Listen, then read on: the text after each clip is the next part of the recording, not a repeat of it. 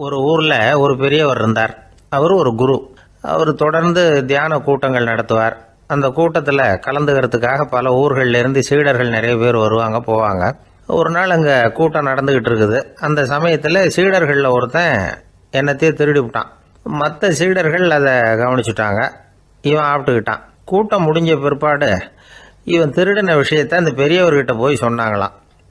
அவர் கவனத்துக்கு கொண்டுகிட்டு போனாங்க. ஆனால் அவர் இதை காதிலே போட்டுக்கல, கண்டுக்கவே இல்லை. போய் சொன்ன சீடர்களுக்கெல்லாம் ஏமாத்தமாக போயிட்டுது. என்ன இது, இவ்வளவு தூரம் நாம் கண்டுபிடிச்சி போய் சொல்கிறோம், அவர் கண்டுக்கவே மாட்டேங்கிறாரே அப்படின்னு ஒரு மாதிரி ஆயிட்டாங்க. இருந்தாலும் அதை பற்றி ஒன்றுமே சொல்லிக்கல, பேசாமல் இருந்துட்டாங்க. கொஞ்ச நாள் ஆச்சு. அதே ஆள் மறுபடியும் ஒரு திருட்டில் மாட்டிக்கிட்டான். சீடர்கள் மறுபடியும் அந்த குரு கிட்ட விஷயத்தை சொன்னாங்க. அவர் அப்பவும் வழக்கம் போல் சும்மாவே இருந்துட்டார். இவர் இப்படி இருக்கிறத பார்த்ததும் அந்த சீடர்களுக்கு கோபம் வந்துட்டுது. உடனே அந்த சீடர்கள்லாம் ஒன்று கூடி பேசினாங்களாம். எல்லாருமா சேர்ந்து ஒரு விண்ணப்பம் தயார் பண்ணாங்க. அதை குருநாதர்கிட்ட கொண்டுட்டு போய் கொடுத்தாங்க. அந்த விண்ணப்பத்தில் இவங்க என்ன எழுதியிருக்கிறாங்க தெரியுமா? குருநாதர் அவர்களே, உடனே திருடனவன் மீது சட்ட நடவடிக்கை எடுக்கணும். நீங்கள் அப்படி அவனை இங்கே சேர்க்கக்கூடாது. நீங்கள் சேர்த்தீங்கன்னா நாங்கள் இங்கே இருக்கிறத பற்றி யோசிக்க ஆரம்பிச்சிருவோம். அவனை இந்த மடத்தை விட்டே துரத்தி பண்ணணும். நீங்கள் அவனை வெளியில் அனுப்புங்க, இல்லைன்னா நாங்கள் அத்தனை பேரும் வெளியில் போயிடுறோம். இப்படி தான் அந்த விண்ணப்பத்தில் எழுதியிருக்கிறாங்க. குரு அந்த விண்ணப்பத்தை வாங்கி படித்து பார்த்தார். அதுக்கப்புறம் அதை எழுதின அத்தனை பேரையும் கூப்பிட்டாரு. எல்லாரும் இப்படி வாங்கன்னாரு. வந்தாங்க. இப்படி என் எதிரில் உட்காருங்கன்னார். உட்காந்தாங்க. அப்புறம் சொன்னார், இதை பாருப்பா, நீங்கள் எல்லாரும் புத்திசாலிகள். உங்களுக்கு எது நல்லது எது கெட்டதுங்கிறது நல்லா தெரியும். நீங்கள் மேற்கொண்டு ஏதாவது படிக்கணும்னு நினச்சா வேறு எங்கே வேணும்னாலும் போகலாம். அதுக்கு நான் தடை சொல்ல மாட்டேன். ஆனால் உங்களால் குற்றம் சாட்டப்பட்ட அவன் இருக்கானே, அவன் எப்படின்னா அவனுக்கு எது நல்லது எது கெட்டதுங்கிறதெல்லாம் தெரியாது. அதனால தான் திருடுறான். நீங்கள் சொல்கிறது மாதிரி அவனை அடித்து துரத்தி போடுறோம்னு வச்சுக்கோங்க, அவனுக்கு எப்படி நல்லது கெட்டது தெரியும்? அவனுக்கு அதை யார் சொல்லி கொடுக்கறது? அதனால் இங்கேயே இருக்கட்டும், அதுதான் சரி.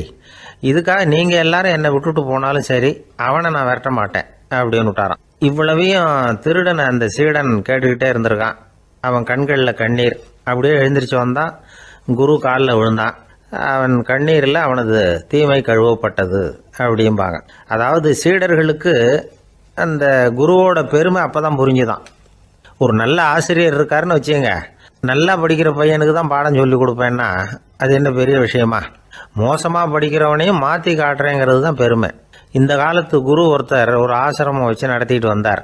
நிறைய பேர் தினம் வருவாங்க போவாங்க. ஒரு நாள் ஒருத்தன் வந்தான். அந்த குரு முன்னாடி போய் நின்னான். ஐயா, என்ன உங்கள் சீடனாக ஏற்றுக்கணும்னா. அந்த குரு நிமிர்ந்து பார்த்தார். உன்னுடைய நோக்கம் என்னன்னு கேட்டார். ஐயா, உங்ககிட்ட கொஞ்ச நாள் இருந்தேன்னா நல்ல பழக்க வழக்கங்களை கற்றுக்கலாம். அதுக்கப்புறம் வெளியில் போய் ஒரு நல்ல தொழில் தொடங்கி வாழ்க்கையில் முன்னுக்கு வரணுங்கிறது தான் என்னோட நோக்கம் அப்படின்னா.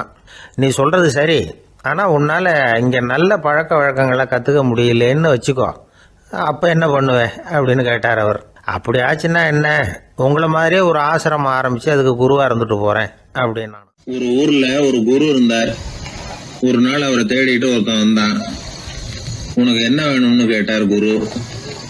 எனக்கு ஞான தெளிவு வேணும், அதுக்கு உங்கள் உபதேசம் எனக்கு தேவைன்னா.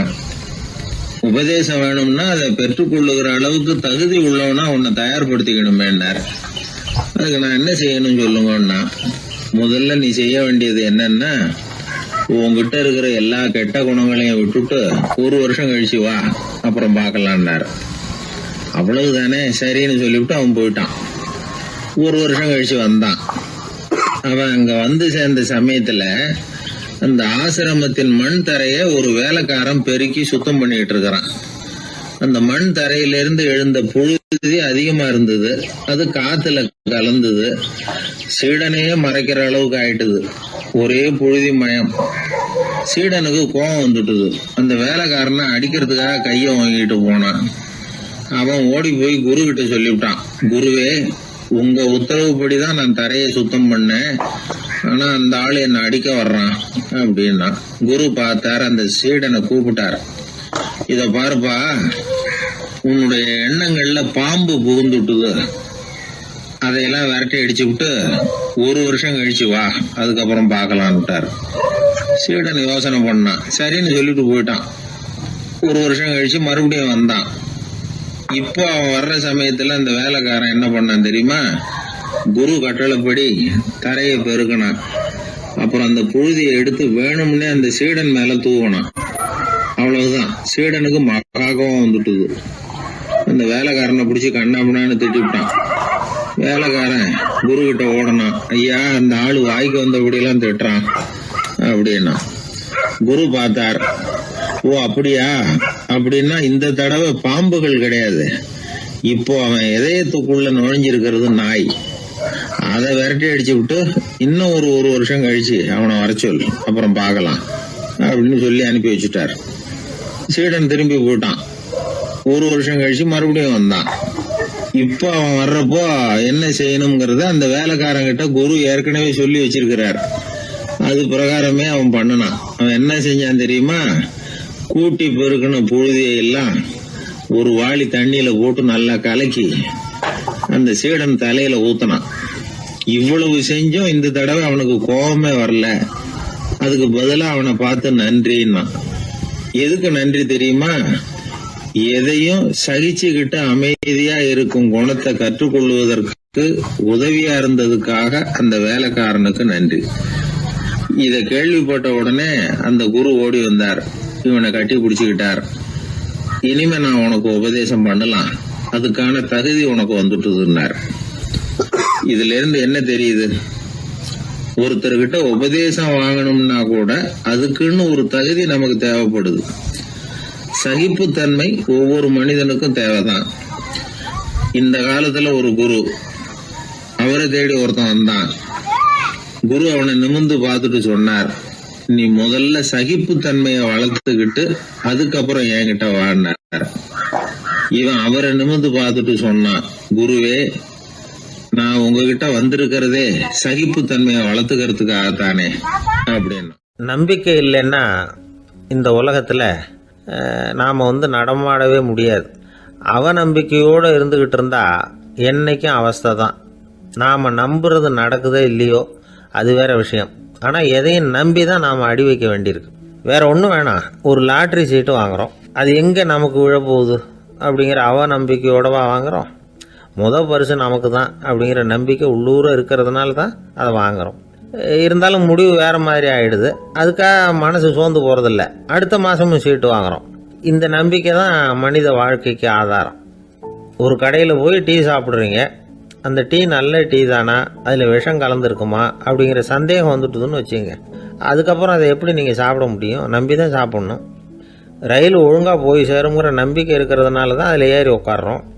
லெட்டர் ஒழுங்காக போய் சேருங்கிற நம்பிக்கை இருக்கிறதுனால தான் பெட்டியில் போடுறோம். சரி, நம்ம கதையெல்லாம் நம்மளோட இருக்கட்டும்.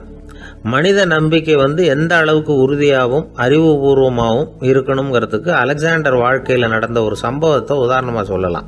இந்த உலகத்தையே ஜெயிக்கணும்னு புறப்பட்டார் அலெக்சாண்டர். ஒரு கட்டத்தில் அவர் சிட்னஸ் நதி கரைக்கு சேர்ந்தார். அந்த சமயத்தில் அவருக்கு கடுமையான நோய் வந்துட்டுது. அவர் கூடவே வந்திருந்த கிரேக்க வைத்தியர்கள் என்னென்னமோ முயற்சியெல்லாம் பண்ணி பார்த்தாங்க. இருந்தாலும் அலெக்சாண்டருக்கு வந்திருக்கிறது என்ன நோய்ங்கிறத அவங்களால கண்டுபிடிக்க முடியல. ஏன்னா அந்த பகுதியில் உள்ளவங்களுக்கு மட்டுமே அதிகமாக வரக்கூடிய ஒரு வினோதமான நோயாக இருந்தது அது. ஆனால் அவர் இருக்கிற இடம் எதிரியோட இடம், பாரசீக மன்னனோட ஆளுகைக்கு உட்பட்ட இடம். என்ன பண்ணுறது அப்படின்னு எல்லாரும் யோசனை பண்ணாங்க.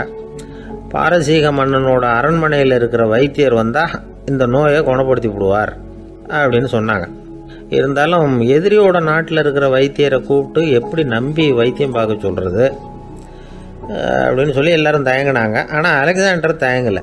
பரவாயில்ல, அழைச்சிட்டு வாங்கன்னு விட்டார். உடனே அவரை போய் அழைச்சிட்டு வந்துட்டாங்க. அவர் வந்தார். அலெக்சாண்டர் உடம்பை பரிசோதனை பண்ணி பார்த்தார்.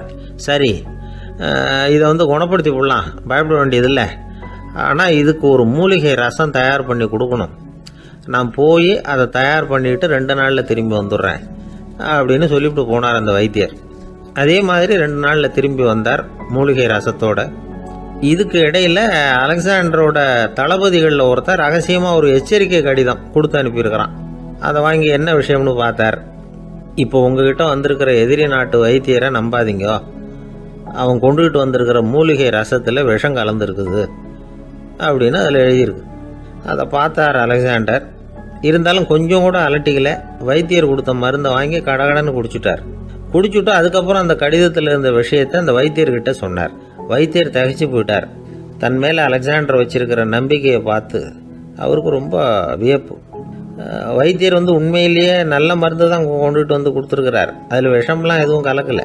அதுக்கப்புறம் அலெக்சாண்டர் அந்த வைத்தியரை பார்த்து சொன்னாராம், நம்பிக்கைங்கிற அச்சாணியை ஆதாரமாக வச்சுக்கிட்டு தான் இந்த உலகம் சுற்றிக்கிட்டு இருக்குது. எனக்கு எதிரியாக இருந்தாலும் பாரசீக மன்னர் ரொம்ப பெரியவர். அப்பேற்பட்ட மன்னருடைய அரண்மனை வைத்தியர் தொழில் நேர்மை இல்லாதவராக இருக்க மாட்டார். அப்படி இருந்தால் அவரை அரண்மனை வைத்தியராக வச்சிருக்கவே மாட்டாங்க அப்படின்னு நம்பினேன். என்னுடைய நம்பிக்கை வீண் போகலை அப்படின்னாராம்.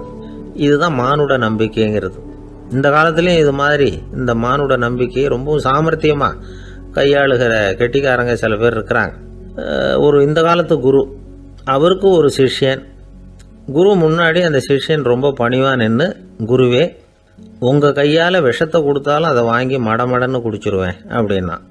உன்னுடைய குரு பக்தியை மெச்சினேன் அப்படின்னார் குரு. அதுக்கு அந்த சிஷ்யன், அப்படி இல்லை குருவே, உங்ககிட்ட சிஷ்யனாக இருக்கிறத விட உங்கள் கையால் விஷத்தை வாங்கி குடிச்சு விடுறது ரொம்ப நல்லது, அதனால தான் அப்படி சொன்னேன் அப்படின்னா. அந்த ஆள் என்னை கண்ணா பண்ணான்னு திட்டி விட்டான் சார், அதை நினச்சா எனக்கு ரொம்ப வருத்தமாக இருக்குது அப்படின்னு சொல்லி கவலைப்பட்டார் ஒருத்தர். இதில் கவலைப்படுறதுக்கு என்ன இருக்குது அப்படின்னார் ஒரு பெரியவர். அவர் ஒரு மகான். என்ன சார் இப்படி சொல்கிறீங்க, ஒருத்தர் நம்ம பார்த்து திட்டுனா வருத்தமாக இருக்காதா அப்படின்னார். அது எப்படி வருத்தமாக இருக்கும், திட்டுறதுங்கிறது என்ன, அது வெறும் சத்தம் தானே அப்படின்னார் அந்த பெரியவர். நம்ம ஆளுக்கு தலையை பிச்சுக்கலாம் போல இருந்தது. இருக்காது அப்படின்னா நமக்கு அப்படி தானே தோணுது. அந்த பெரியவர் சொல்கிறது ரொம்ப பெரிய விஷயம். அதை நாம் புரிஞ்சிக்க முயற்சி பண்ணலாம்னா நடைமுறை வாழ்க்கைக்கு அது ஒத்து வர்றது மாதிரி தெரிய மாட்டேங்குது.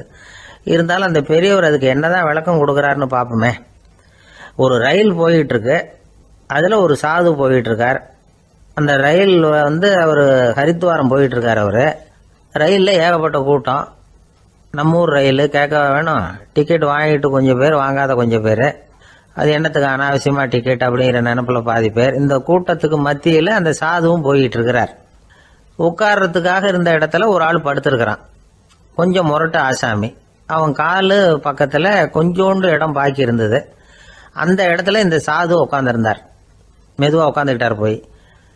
ஆனால் அந்த ஆள் ராத்திரி பூரா இவரை காலால் உதச்சிக்கிட்டே இருக்கிறான்.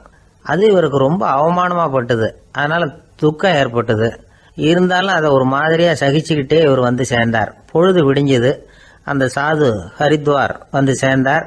அங்கே ஒரு பெரிய ஞானியை சந்திச்சார். ராத்திரி ரயிலில் அந்த ஆள் உதைச்சதையும் அதனால் தனக்கு ஏற்பட்ட துக்கத்தையும் இந்த சாது அந்த ஞானிகிட்ட சொன்னார். சொல்லிவிட்டு, ஏன் சுவாமி, எனக்கு துக்கம் ஏற்பட்டதே அது தப்பா அப்படின்னு கேட்டார். தவறுதான்னார் அந்த ஞானி. உனக்கு இன்னமும் தேக அபிமானம் போகலைங்கிறது தான் அது காட்டுது. அஷ்டாவக்ரர் என்ன சொல்றார் தெரியுமா, உண்மையான ஞானி யாராவது தன்னை வந்தனை செய்தால் அதற்காக சந்தோஷப்பட மாட்டார், யாராவது நிந்தனை செய்தால் அதற்காக வருத்தப்பட மாட்டார் அப்படின்னு சொல்றார். நிந்தனைங்கிறது ஒரு ஒலி தான். தேகாபிமானம் இருக்கிற வரைக்கும் இந்த ஒலி நம்மளை வேதனைப்படுத்தும். நான் தேகம் இல்லை, ஆத்மா அப்படிங்கிற நினைவு இருந்தா இந்த ஒலி நம்மளை பாதிக்காது. மனு என்ன சொல்றார் தெரியுமா, ஒரு சாதகன் பாராட்டுதலை விஷம்னு நினைச்சு பயப்படணும், அவமானத்தை அமிர்தம்னு நினைச்சு சந்தோஷப்படணுங்கிறார். அவமானப்பட்டா கவலைப்படாம எப்படி இருக்க முடியும் அப்படின்னு தான் நமக்கு தோணும். அதனாலதான் நம்மள யாரும் இதுக்கு உதாரணமா யாரையும் காட்ட முடியல. புத்தரையும் கபீரையும் உதாரணமா காட்டுறாங்க. அவங்களுக்கெல்லாம் அவமானம் ஏற்பட்டப்போ கவலையே படலையாம். புத்தரை அவமானப்படுத்தணுங்கிறதுக்காக கௌசாம்பி ராணி ஒரு இளம் பெண்ணை கொலை பண்ணி சடலத்தை புத்தர் குடிசைக்கு முன்னாடி போட சொன்னார். போட்டாங்க. புத்தர் தான் அந்த பொண்ணை கெடுத்து கொலை பண்ணி விட்டாருன்னு எல்லாரும் நினைச்சாங்க. ஆனா புத்தர் இதை பத்தி கவலையே படல. அப்புறமா உண்மை தெரிஞ்சதும் புத்தர் புகழ் இன்னும் அதிகமாயிட்டது. ஒரு பெரிய சபையில ஒரு மோசமான பொண்ணு நுழைஞ்சு தனக்கும் கபீருக்கும் சம்பந்தம் உண்டுன்னு சொன்னா கபீர் கவலைப்படல. அவங்க மாதிரியெல்லாம் நாமளும் இருக்க கத்துக்கணும். நிந்தனை, அபகீர்த்தி, அவமானம் எல்லாம் ஆண்டவன் கொடுக்கிற பிரசாதம்னு நினைக்கணும் அப்படின்னு சொல்றார் அந்த ஞானி. இதை கேட்ட இந்த காலத்து ஆசாமி ஒருத்தர், நான் கூட அப்படிதான் சார், யாராவது அவமானப்படுத்தினா கவலைப்பட மாட்டேன். நேத்து கூட ஒருத்தர் என்ன பலார்னு அரைஞ்சுட்டார், நான் கொஞ்சம் கூட கவலைப்படலை, பேசாம வந்துட்டேன்னார். ஏன் அப்படி வந்துட்டீங்க அப்படின்னு. அவர் அரைஞ்சதுலேயும் ஒரு அர்த்தம் இருந்தது, அதனால தான் அப்படி வந்துட்டேன்னார். ஏன் அரைஞ்சாருன்னு கேட்டேன். 10 வருஷத்துக்கு முன்னாடி 15 ரூபா அவர்கிட்ட கடன் வாங்கினேன். அதை கேட்டு கேட்டு பார்த்துட்டு கடைசியாக தான் அரைஞ்சார் அப்படின்னார். ஆண்டவனுடைய பிரசாதம் இவருக்கு அடிக்கடி கிடைக்கும் போல இருக்கு. ஒரு காடு, அங்கே புத்தர் அவர் பாட்டுக்கு நடந்து போய்கிட்டே இருக்கிறார். அவருக்கு பின்னாடி ஒரு குரங்கு, அதுவும் தொடர்ந்து வந்துக்கிட்டே இருக்குது. புத்தர் திரும்பி பார்த்தார். குரங்கு அப்படியே குதித்து உயர எழும்பி ஒரு கிளையில் போய் உக்காந்துது. ஏன் இப்படி பண்ணுறேன்னு கேட்டார் புத்தர். என்னை சாதாரணமாக நினைக்க வேணாம், நான் மகாமந்தி, என்னால் எல்லாம் முடியும், முடியாதுங்கிற வார்த்தையே என்னுடைய அகராதியில் கிடையாது, என்ன வேணும்னாலும் செய்வேன் அப்படின்னுது. அப்படின்னா ஒரு பந்தயம் வச்சுக்கலாமான்னார் இவர். ஓ வச்சுக்கலாமேன்னுது. வேற ஒன்றும் இல்லை, இப்போ நீ மேலே எழும்பி அந்த கிளையில் உட்காந்தது மாதிரி அங்கேருந்து தாவி என் உள்ளங்கையில் உட்காரணும், அவ்வளவுதான் அப்படின்னார். அப்படி உட்காந்துட்டா என்ன பரிசு அப்படின்னு கேட்டது அது. சொர்க்கத்தில் இருக்கிற மாமன்னன் மரகத சக்கரவர்த்தியை என்னோட இருக்கும்படியாக கூப்பிட்டுக்கிறேன். அந்த சமயத்தில் அவருடைய அரியணை அங்கே காலியாயிடும், நீ அதில் போய் உட்காந்துக்கலாம். பந்தயத்தில் தோத்துட்டா ஒரு கல்ப காலம் இந்த பூமியில் வாழ வேண்டியிருக்கும், அதுக்கு பிறகு தான் என்கிட்ட வர முடியும், என்ன சொல்கிற அப்படின்னார். குரங்குக்கு தாவறது ஒரு பெரிய காரியமா? இது எனக்கு ரொம்ப சாதாரண விஷயம், என்ன இப்போவே தாவட்டுமா அப்படின்னுது. சரின்னு சொல்லி உள்ளங்கையை நீட்டினார். அவருடைய கை தாமரை இலை அளவுக்கு அப்படியே விரிஞ்சுது. குரங்கு சௌகரியமாக உட்கார்றதுக்காக. குரங்கு தாவறதுக்கு தயாராச்சு. அதுக்கு முன்னாடி ஒரு சின்ன யோசனை அதுக்கு. இந்த கிளையிலேருந்து அந்த கைக்கு தாவறது எனக்கு ரொம்ப அற்பமான ஒரு வேலை, இது ரொம்ப சாதாரணம், என்னுடைய கௌரவத்துக்கு இது சரியாக இருக்காது. அதனால் நான் என்ன பண்ண போகிறேன்னா, இங்கேருந்து கிளையிலேருந்து அப்படியே உயர எழும்ப போகிறேன். எழும்பி மேல் உலகம் போய் அங்கே ஒரு சுற்றி விட்டு அதுக்கப்புறம் அங்கேருந்து நேராக இந்த கையில் உட்கார போகிறேன் அப்படின்னு நினச்சிது. என்ன யோசிக்கிற அப்படின்னார் புத்தர். ஒன்றும் இல்லை, இந்த பாயிரம் பார் அப்படின்னு சொல்லி தாவி உயர போயிட்டுது. கொஞ்ச நேரத்தில் வான உலகத்துக்கே போய் சேர்ந்துட்டுது. அங்கே போய் பார்த்தா அங்கே ஒரு 5 பளிங்கு தூண்கள் இளம் சிவப்பு நிறத்தில் நின்றுக்கிட்டு இருக்குது. குரங்கு நினச்சிக்கிட்டது, புத்தர்கிட்ட போய் இந்த பளிங்கு தூண்களை பார்த்தோம்னு சொன்னால் அப்படியே திகைச்சு போயிடுவார், இந்த தூணில் ஏதாவது அடையாளம் செஞ்சுட்டு போகணும் அப்படின்னு அந்த இடத்துல மிதந்துக்கிட்டே நினச்சிது. உடனே ஒரு தூணில் எழுதிச்சு. என்ன எழுதிச்சுன்னா, ஒரு மகா ஞானி இங்கே வந்துட்டு போகிறார் அப்படின்னு எழுதிச்சு. எழுதிவிட்டு அப்படியே கீழே தாவி புத்தரோட உள்ளங்கையில் உட்காந்துது. எப்படி பார்த்தீங்களா என்னுடைய வேலை? வான உலகத்துக்கே போய் அங்கே இருக்கிற 5 பளிங்கு தூண்களை பார்த்துட்டு அதில் நான் வந்த விவரத்தை எழுதி வச்சுட்டு அதுக்கப்புறம் இங்கே வந்திருக்கிறேன் அப்படின்னுது ரொம்ப பெருமையாக. அப்படியா அப்படின்னார் புத்தர். ஆமாம், சந்தேகமாக இருந்தால் வாங்க அழைச்சிட்டு போய் காட்டுறேன் அப்படின்னு அந்த குரங்கு. அதுக்கு தேவையில்லை, அப்படியே கொஞ்சம் கீழே குனிஞ்சு பார் தெரியும் அப்படின்னார் புத்தர். அங்கே பார்த்தா புத்தரோட உள்ளங்கை தெரிஞ்சுது. நல்லா உத்து பார்த்துது. அவரோட ஒரு விரலில் அது எழுதிய வாசகம் தெரிஞ்சுது. குரங்கு யோசனை பண்ணிச்சு, அப்படின்னா வானத்தில் நான் பார்த்தது புத்தரோட விரல்களா அப்படின்னு யோசிச்சுது. இதை புரிஞ்சுக்கிட்ட உடனே அந்த குரங்கோட கர்வம் அழிஞ்சு போச்சான். நம்ம மனசு தான் இந்த குரங்கு. மனம்ங்கிறதும் ஆணவம்ங்கிறதும் ஒரு நாணயத்தின் 2 பக்கங்கள். மனம் உள்ளவரை ஆணவமும் இருக்கும்.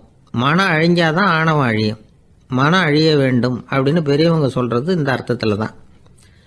நம்ம ஆளுங்க சவால் விடுறதெல்லாம் வேறு மாதிரி. ஒருத்தன் ஒரு வாய்க்காலை தாண்டுறேன்னு பந்தயம் கட்டி தாண்ட முடியாமல் வாய்க்காலில் விழுந்து காலை உடச்சிக்கிட்டு கட்டு போட்டுக்கிட்டு வந்தான். ஏன்டா அப்படின்னு கேட்டாங்க. நான் பந்தயம் கட்டின நேரம் சரியில்லை அப்படின்னா. எப்படிறான்னு கேட்டிருக்காங்க. வாய்க்காலில் தண்ணி இருக்கிற நேரமாக பார்த்து பந்தயம் கட்டியிருக்கணும் அப்படின்னா. அங்கே ஒரு புதர் தெரியுது இல்லையா, இந்த புதருக்குள்ளே ஒரு சிங்கம் இருக்குது. அந்த பக்கமாக நான் போகிறப்போ வர்றப்போலாம் அது என்கிட்ட ஒம்பு வளர்க்குது, தகராறு செய்யுது, என் மேலே பாயுது, என்னை தாக்குது, ஏன்னு தெரியல அப்படின்னுது. இதை கேட்டதும் அந்த குரங்கு சொல்லிச்சு, இனிமேல் கவலைப்படாத, இந்த தடவை நான் உன்னை காப்பாற்றுறேன்னுது. அதுக்கப்புறம் ஒரு நாள் அந்த குரங்கும் கழுதியும் அந்த புதர் பக்கமாக போய்கிட்டு இருந்தாங்க. எதிர்பார்த்தது மாதிரியே நடந்தது. அந்த சிங்கம் எதிரில் வந்தது, கழுதியை பார்த்தது, உடனே அது மேலே பாய ஆரம்பிச்சுட்டுது.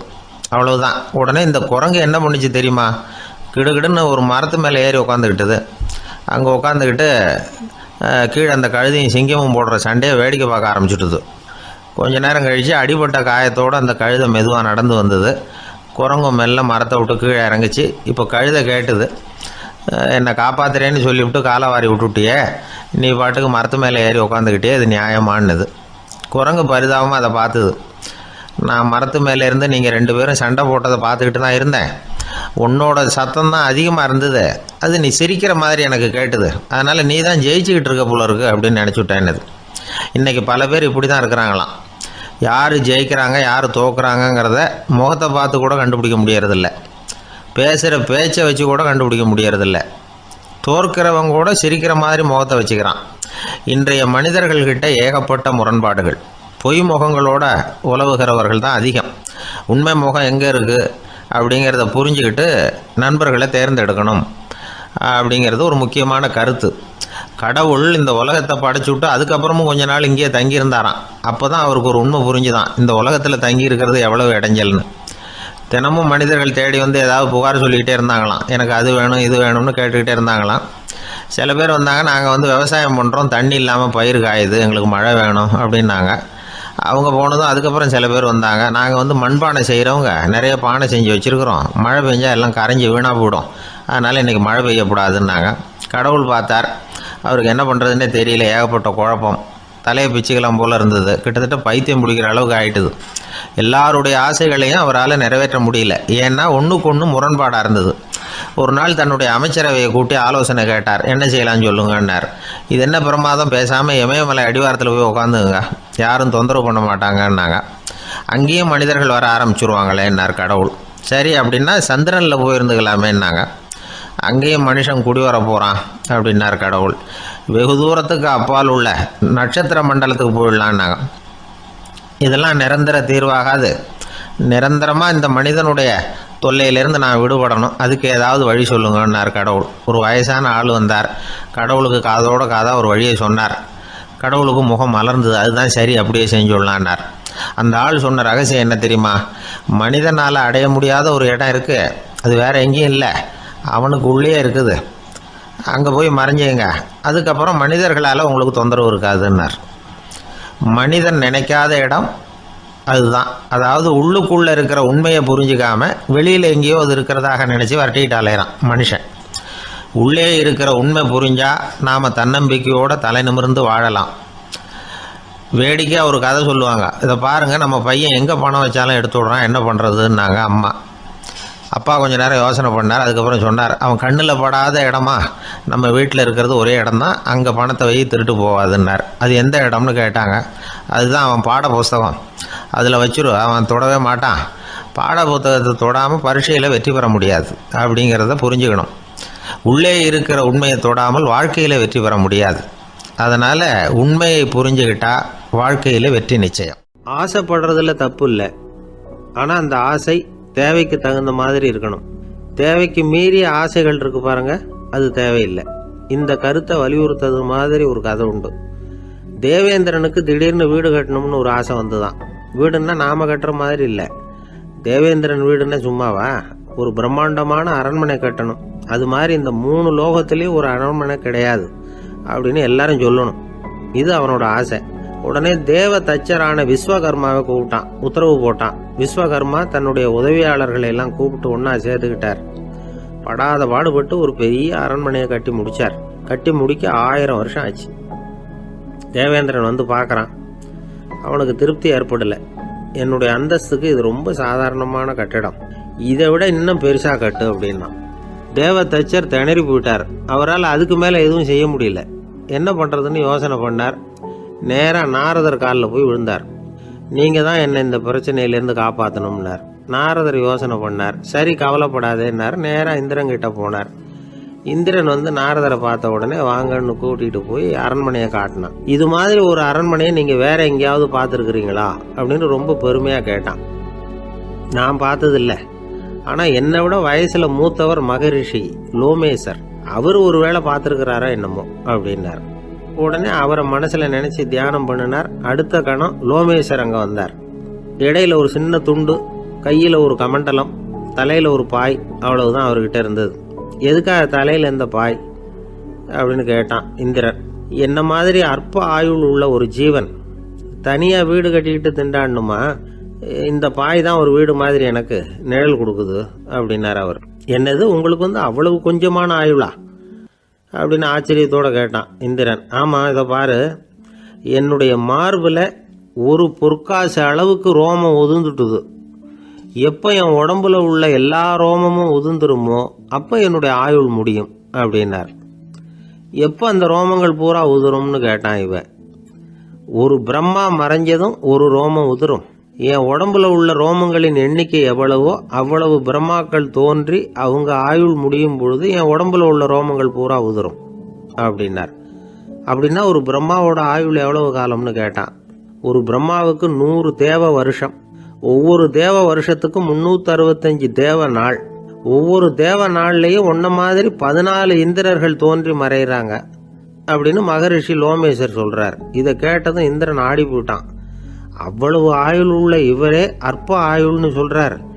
நான் என்னுடைய ஆயுளை பெருசா நினைச்சுக்கிட்டு பிரம்மாண்டமான அரண்மனை கட்டணும்னு ஆசைப்படுறேனே அப்படின்னு நினைச்சான். எனக்கு வீடு கட்டின வரைக்கும் போதும்னு விட்டான். அதனால நாமெல்லாம் நம்முடைய தேவைக்கு தகுந்த மாதிரி ஆசைப்படுறது தான் நியாயம். ஆனால் அப்படியா நடந்துக்கிறோம்? மனுஷன் கடவுளையே ஏமாத்தி காசு வாங்கறதுக்குள்ள ஆசைப்படுறான். ஒருத்தன் கடவுளை நினைச்சு தவம் இருந்தான். கடவுள் நேரில் வந்தார். தேவலோகத்தில் ரூபாய்க்கெல்லாம் என்ன மதிப்புன்னு கேட்டான். அங்கெல்லாம் ரூபாய்ங்கிறது உங்கள் பணத்தில் 1 கோடி ரூபாய்க்கு சமம். அதாவது தேவலோகத்தில் 1 ரூபான்னா இங்கே 1 கோடி ரூபா. அது மாதிரி எங்களுக்கு ஒரு நாளுங்கிறது உங்கள் கணக்கில் 1 கோடி வருஷத்துக்கு சமம் அப்படின்னார் கடவுள். அப்படின்னா எனக்கு நீங்கள் அதிகமாக எதுவும் தர வேணாம், உங்கள் கணக்குப்படி ஒரே 1 ரூபா கொடுங்க, அது போதும்னா இவன் ரொம்ப சாமர்த்தியமாக. கடவுள் யோசனை பண்ணார். அது ஒன்றும் கஷ்டம் இல்லை, 1 ரூபா தானே கேட்குற, கொடுத்துட்றேன். ஆனால் இப்போ வரும்பொழுது நான் எடுத்துக்கிட்டு வரல, எங்கள் கணக்குப்படியே 1 நாள் பொறுத்துக்க பணத்தோடு வந்துடுறேன் அப்படின்னு சொல்லிவிட்டு பறந்து போயிட்டார். வாய் விட்டு சிரிச்சா நோய் விட்டு போகும் அப்படின்னு சொல்கிறது உண்டு.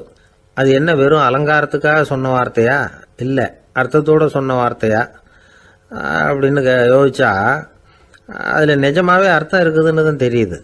ஆதாரபூர்வமாக அதுக்கு சில நிரூபணங்களும் இருக்குது.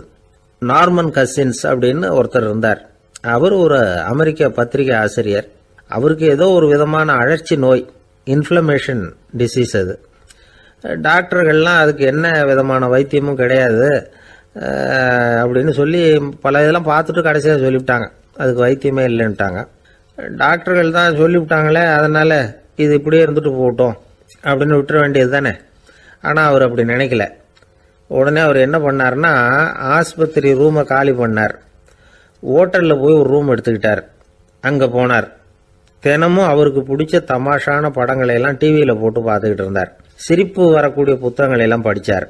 கொஞ்ச நாள் ஆச்சு, அவருக்கு இருந்த தொந்தரவு குணமாக ஆரம்பிச்சிட்டுது. இதை கேள்விப்பட்ட உடனே பழைய டாக்டர்கள்லாம் ஓடி வந்தாங்க. ஓடி வந்து பார்க்குறாங்க. அவர் உடம்பை சோதனை பண்ணி பார்க்குறாங்க. பார்த்தா அவர் உடம்பு குணமாகறதுக்கு உதவியாக இருந்தது சிரிப்பு தான் அப்படிங்கிறத விஞ்ஞானபூர்வமாக அவங்க ஒத்துக்கிட்டாங்களாம். இருந்தாலும் சிரிப்பு எந்த முறையில் எந்த விதத்தில் உதவி பண்ணுது அப்படிங்கிறத இன்னமும் சரியாக புரிஞ்சிக்க முடியல. ஆனாலும் ஒரு சில விஷயங்கள் மட்டும் புரியுது. அது என்னன்னா, சிரிப்பு சுவாசத்தை மேம்படுத்துது, ரத்த அழுத்தத்தை குறைக்குது, உடம்பு குணமாகறதுக்கே உரிய சில ஹார்மோன்கள் அதிகமாக உருவாக்கி வர்றதுக்கு வழி செய்யுது. இந்த அளவுக்கு தான் சிரிப்போட செயல்பாட்டை நாம் புரிஞ்சிக்க முடியுது. இருந்தாலும் இதை பற்றி கண்டுபிடிக்க வேண்டியது இன்னமும் ஏராளமாக இருக்குது. அதையெல்லாம் விவரமாக கண்டுபிடிக்கிற வரைக்கும் நாம் காத்துக்கிட்டு இருக்க வேண்டியதில்லை. இப்போவே தாராளமாக சிரிக்கலாம். அதில் என்னத்துக்கு சிக்கணும், காசா பணமா? சிரிப்புன்னா ஹாஹான்னு சத்தம் போட்டு சிரிச்சாதான் உடம்புக்கு நல்லதுன்னு இல்லை. லேசான புன்னகை கூட உடம்புக்கு நல்லது செய்யுமா. லேசாக புன்னகை பூத்தா அந்த சமயத்தில் நாம் எப்படி ஆகுது, நம்ம உடம்பு பூரா அமைதி அடையுதான். இதையும் ஆதாரபூர்வமாக கண்டுபிடிச்சி தான் சொல்கிறாங்க. எப்போவாவது மனசு சங்கடமாக இருக்கிறப்போ கொஞ்சம் முயற்சி பண்ணி முகத்தில் புன்னகையை கொண்டுகிட்டு வந்து பாருங்கள். அதோட சுகம் உங்களுக்கு அனுபவித்து பார்த்தா தான் தெரியும். கண்ணும் உதடும் மலரும் பொழுது இருக்கிற ஆனந்தமே ஆனந்தம் அப்படிங்கிறாங்க அனுபவித்து பார்த்தவங்க. வாழ்க்கையில் நாம் தமாஷா இருக்கணும்னா அதுக்கு சில வழிகளையும் அவங்க சொல்லி வச்சிருக்கிறாங்க. முதல்ல நீங்கள் உற்சாகமாக இருக்கிறவங்க கூடவே அதிகமாக பழகணும், அவங்க கூடவே அதிக நேரம் இருக்கிறது மாதிரி பார்த்துக்கணும். அழுது வடிகிறவங்ககிட்டயே இருக்கக்கூடாது, அவங்கள அவாய்டு பண்ணுங்க, அவங்கள விட்டு விலகி வந்துடுங்க. உங்கள் முன்னாடி இருக்கிறவர் எப்பவும் மூஞ்சியை தொங்க போட்டுக்கிட்டே இருக்கிறவராக இருந்தால் கொஞ்ச நாளில் உங்கள் முகமும் அப்படியே ஆகிடுமா, ஜாக்கிரதையாக இருக்கணுமா. ரெண்டாவது, எடுத்ததுக்கெல்லாம் சீரியஸ் ஆகிடக்கூடாது, எதையும் நிதானமாக யோசிக்கணும். அடுத்தவங்க நம்மளை மதிக்கணுங்கிறதுக்காக நாம் பகட்டாக நடந்துக்கிறதுக்கு ஆசைப்படக்கூடாது. உங்களுக்கு பிடிச்ச தமாஷான வீடியோ படங்கள், புத்தகங்கள் இதையெல்லாம் லிஸ்ட்டு போட்டுக்கிட்டு முடிஞ்ச அளவுக்கு வாங்கி சேர்த்து வீட்டுக்குள்ளேயே ஒரு லைப்ரரி உண்டாக்கிக்கலாம். ஒரு பெரிய பிஸ்னஸ்மேன் ரொம்ப வெற்றிகரமாக பிஸ்னஸ் பண்ணுறவராம். அவர் எப்படின்னா அடிக்கடி ரயிலில் பிரயாணம் பண்ணுறப்போ நியூஸ் பேப்பரை வச்சுக்கிட்டு ரொம்ப சுவாரஸ்யமாக படிச்சுக்கிட்டே போகிறான். நியூஸ் பேப்பரில் அப்படின்னு சுவாரஸ்யமான விஷயம் அப்படின்னு எட்டி பார்த்தா அதுக்குள்ளே ஒரு காமிக் புஸ்தகத்தை வச்சுக்கிட்டு படிச்சுக்கிட்டு இருப்பாராம். என்னங்க அப்படின்னு கேட்டால், என் மனசு லேசாக இருக்கிறதுக்கு இது ரொம்ப உதவியாக இருக்குது அப்படின்பாரான். அது ஒரு பக்கம் இருக்கட்டும். சிரிப்புன்னா எல்லா விதமான தமாஷும் உடம்புக்கு நல்லதுன்னு நினைச்சிடக்கூடாதான். ஜேம்ஸ் கரோல் அப்படிங்கிற அமெரிக்க உளவியல் நிபுணர் என்ன சொல்றாரு தெரியுமா? அடுத்தவங்களை குறை சொல்றது, கேலி பண்றது, நையாண்டி பண்றது, இது மாதிரியான நகைச்சுவையெல்லாம் நல்லது செய்யறது இல்லைங்கிறார் அவர். அடுத்தவங்களை தொந்தரவு பண்ணாத ஜோக்குகள் தான் எப்பவும் நல்லது. யாராவது ஜோக்கு சொன்னால் தாராளமாக சிரிக்கணும். ஒருத்தர் வந்தார், இன்னொருத்தரை கூட அழைச்சிக்கிட்டு வந்து என்கிட்ட காட்டினார். அவர் தன்னுடைய முகத்தை ரொம்ப சீரியஸாக வச்சுக்கிட்டு இருந்தார். என்னங்க விஷயம் அப்படின்னு விசாரித்தோம்.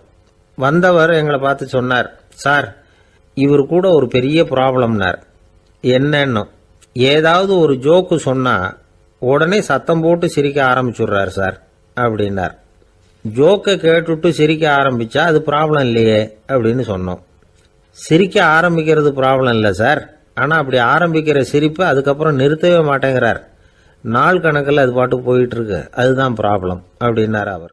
இந்த காலத்து புள்ள ஒருத்தன் தன்னோட அப்பாவை பார்த்து சொன்னான், அப்பா நான் உனக்கு உதவி செய்யலாம்னு நினைக்கிறேன், என்ன உதவி செய்யணும்னு சொல்லு அப்படின்னா. நீ சும்மா இருந்தால் அதுவே எனக்கு செய்கிற பெரிய உதவிடா அப்படின்னார் அப்பா. சும்மா இருக்கிறதும் ஒரு உதவி தான், அது மாதிரி மௌனமும் ஒரு சமூக சேவை தான் அப்படிங்கிறார் காஞ்சி பெரியவர். நமக்கு 5 புலன்கள் இருக்குது, மெய், வாய், கண், மூக்கு, செவி. இந்த 5லேயும் அதிகப்படியான வேலை எதுக்குன்னு நினைக்கிறீங்க? வாய்க்கு தான். ஏன்னா அதுக்கு 2 வேலை. இப்போ கண்ணுக்கு பார்க்குறது மட்டும்தான் வேலை, காதுக்கு கேட்குறது மட்டும்தான் வேலை, மூக்குக்கு வாசனை அறியறது தான் வேலை, உடம்புக்கு உணர்றது மட்டும்தான் வேலை. ஆனால் வாய் அப்படி இல்லை, அதுக்கு 2 வேலை. சாப்பிட்றதும் அதுதான், பேசுகிறதும் அதுதான்.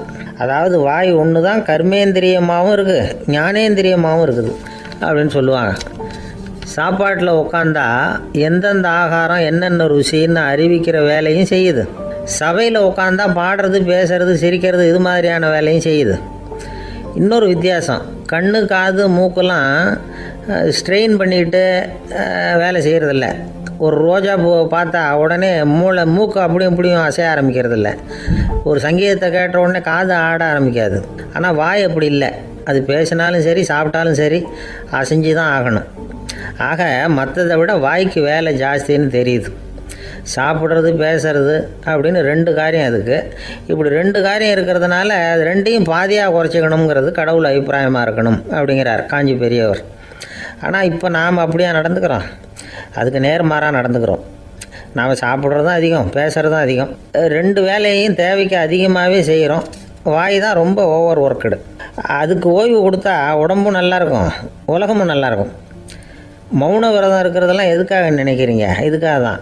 இந்த காலத்தில் மௌனமாக இருக்கிறவங்கெல்லாம் மகத்தான தொண்டு செய்கிறாங்க அப்படின்னு தான் சொல்லணும். சத்தம் அதிகமாக போய் தான் சவுண்டு பொல்யூஷன் வருது. அது மட்டும் இல்லை, மௌனமாக இருந்தால் சண்டை சச்சரவே வராது. மௌனம் கலக நாஸ்தி. ஆக இதுவும் ஒரு சமூக சேவை தான். நமக்கு தான் வாய் இருக்குதுங்கிறதுக்காக வசமாக சாப்பிட்றதும் தப்பு, வளவளன்னு பேசுகிறதும் தப்பு. ஒரு கருத்தை சொல்கிறதுக்கு ஒரே ஒரு சொல்லு போதும் அப்படின்னு இருக்கும்பொழுது 2 சொற்களை செலவு பண்ணாதே. எவ்வளவு சொன்னாலும் அதனால் ஒரு பயனும் விளையாது அப்படின்னு தெரிய வருமே, ஆனால் அந்த ஒரு சொல்லையும் விரயம் பண்ணாதே அப்படிங்கிறார் ஒரு அறிஞர். எல்லா குணங்கள்லேயும் மௌனம்தான் சிறந்தது அப்படிங்கிறார் ஒருத்தர். மௌனமாக இருக்கிறது மூலமாக மற்றவர்கள் குறைகளை நம்மளால் தெரிஞ்சிக்க முடியும்.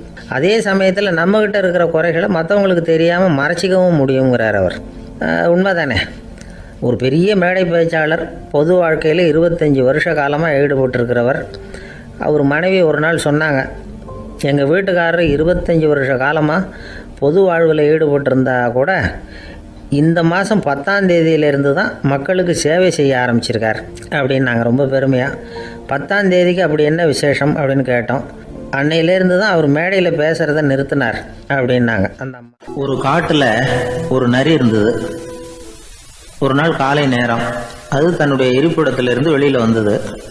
கொஞ்சம் தூரம் நடந்து வந்தது. அப்போ தான் அது தன்னோட நிழலை கவனித்து பார்த்தா அது ரொம்ப நீளமாக பெருசாக இருக்குது. காலை நேரத்தில் நிழல் அப்படி தானே இருக்கும். ஆனால் அந்த நரிக்கு அந்த விஷயம் தெரியல.